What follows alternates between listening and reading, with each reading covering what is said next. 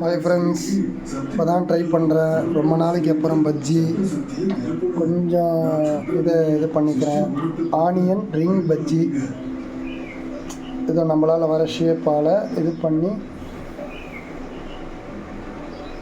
நடுராத்திரி ஆனதுக்கு அப்புறமா தர்மயோகி தனியா காட்டுல சுத்தி வந்துகிட்டு இருந்தாரு.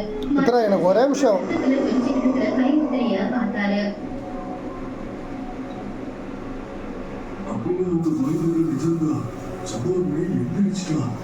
உடனே அவர் அந்த காட்டுல பூஜையை செய்ய ஆரம்பிச்சாரு. இப்போ பாருங்க, நம்மளுக்கு ஏதோ வர ஷேப்பு.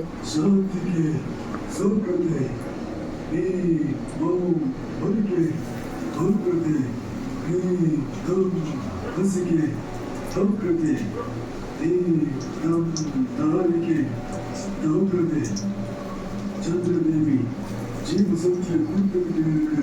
இந்த ஊருக்கு சக்தியை பயன்படுத்தி அப்படின்னு அவருடைய கமண்டத்துல இருக்கிற ஜீவசக்தியை முகத்துல போட்ட உடனே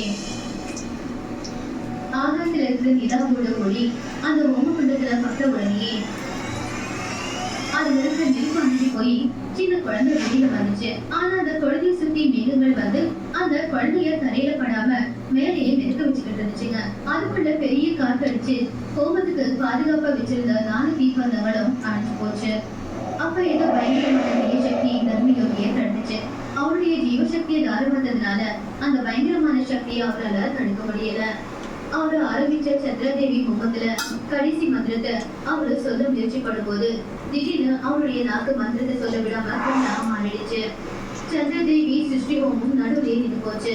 தர்மயோகிய அங்கேயே பயங்கரமா கொண்டு அந்த தீய சக்தி அவரை தூக்கிக்கிட்டு போயிடுச்சு. அன்னையில இருந்து பாருங்க, அந்த கவிகள் எல்லாமே சந்திரதேவி கோவிலை விட்டுட்டு போயிடுச்சு. தர்மயோகி